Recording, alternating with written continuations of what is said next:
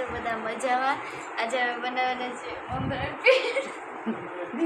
ટમેટા અને ડુંગળી પહેલાં મોળી લઈશું આપણે. ટમેટાને હાવ ઝીણા ઝીણા સુધારવાના છે. ડુંગળી સુધારશું, ટમેટું સુધારશું, હા, અને પછી મરચાં સુધારશું. મરચાંની ચટણી બનાવીશું. હા, મરચાંની ધાણા ભાજીની ચટણી, મરચાં ધાણા ભાજીની ચટણી અને સુધાર લઈ. આ ચાકુ જોઈ હાવ ઝીણું સુધાર. તો હવે અમે બધું ચોપિંગ કરી લીધું છે, જોઈ શકો છો. ટમેટું, પછી ગાર્લિક અને લસણ, મરચાંની ચટણી બનાવવાની. હા, મરચાંની ચટણી બનાવવાની છે. અને આ છે ડુંગળી અને મરચાં અને ચટણી, મરચાં અને ધાણા ભાજી બંનેની ચટણી બનાવવાની છે. અને હવે આપણે પહેલાં આ મમરા લઈ લીધા છે વઘારેલા. હવે આપણે આમાં મમરા પહેલાં નાખી દઈશું.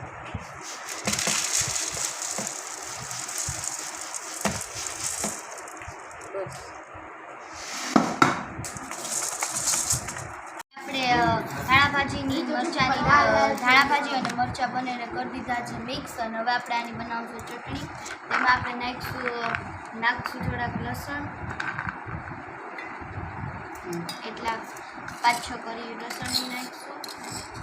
પછી આપણે નાખશું આંબલીને આપણે પલાળીને રાખી હતી એટલે એ નાખી દેવું આપણે. પછી ને આપણે આદુને ઝીણું કટ કરી નાખી દઉં, થોડુંક જ.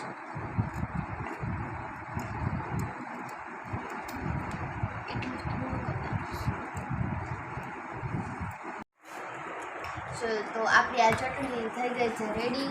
જોઈ શકો છો મસ્તીનું આપણે મિક્સરથી મિક્સ કરી નાખ્યું. હવે આપણે નાખીશું આમાં ટમેટા. પછી આપણે નાખી દઈશું ડુંગળી.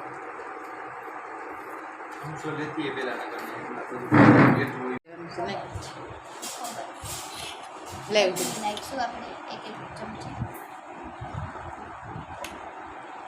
બરોબર મિક્સ કરી દેવાનું. ઊભી રહે કર મિક્સ કરી બરોબર. હજી વાઇટ કલર થી બે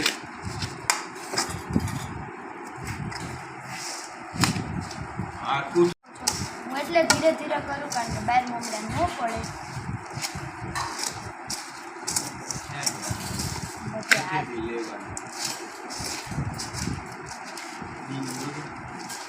થઈ ગયું છે, મિક્સ થઈ ગયું ને હવે આમાં કાઢી લઈએ. બનીને થઈ ગયું છે રેડી. તો હવે આપણે આમાં કાઢી લઈએ. મસ્તીની રીતના સર્વ કરી